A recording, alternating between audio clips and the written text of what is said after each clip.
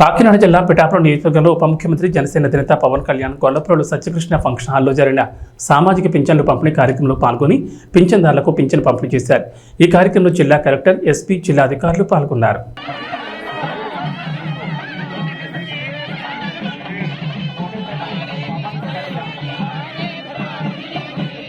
నేను చెప్పాను అసలు మిమ్మల్ని సాధించడానికి కాదండి, మన ప్రజలకి రేపొద్దున అసెంబ్లీలో నన్ను అడిగినా కానీ, రేపొద్దున ఎక్కువ నేను పబ్లిక్ మీటింగ్స్ చెప్పినా కానీ నేను మీకు అకౌంటబిలిటీ అని చెప్పాను, మీకు అదే అకౌంటబిలిటీ అని తీసుకొస్తాయి. పంచాయతీ రాజ్ శాఖ నేను చెప్తున్నా, పంచాయతీ రాజ్ శాఖ మొత్తం రూరల్ 70% రాష్ట్రంలో పంచాయతీ శాఖ పరిధిలో ఉంటాయి పిఆర్ మినిస్ట్రీలు. నా కోరిక ఏంటంటే ఈ 5 సంవత్సరాల్లో మనం 100% ఎలా కొట్టాము, స్ట్రైకింగ్ 21 ఎలా కొట్టాము, అలాగా రక్షిత మంచినీరు అసలు లేని గ్రామం లేదు అని అనిపించుకొని నా కోరిక.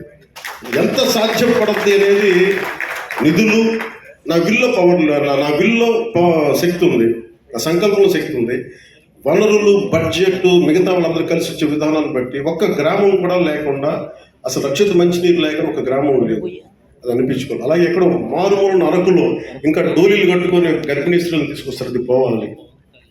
నా కోరిక ఏంటంటే మన పోరాట యాత్ర అప్పుడు నేను అరకు తిరిగాను. నేను అరకుకి వెళ్ళి ప్రతి కుగ్రామం తిరగాలి, అక్కడ నేను నష్టాలు చూడాలి.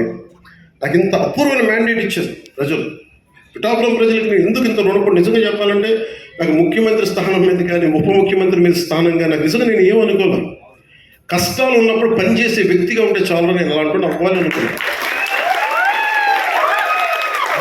దానికోసం ప్రయత్నం చేశాను. నేను పదవుల కోసం నాకు నిజంగా తెలియదు, కానీ ఈ రోజున నాకు ఈ స్థానంలో కూర్చోబెట్టారు. ఈ స్థానానికి మీరు వేసిన ప్రతి ఒక్క ఓటర్కి, ప్రతి ఒక్కరికి కూడా మీ ఓటుకి సరైన వ్యక్తులకి వేసాం, సరైన కూటమికి వేసామని మీరు గర్వపడాలే ఉంటుంది. మేము చేసేది పాపం. ఒక్కరు బిడ్డ, నీ పేరు విన్నానా? నీ పేరు నేను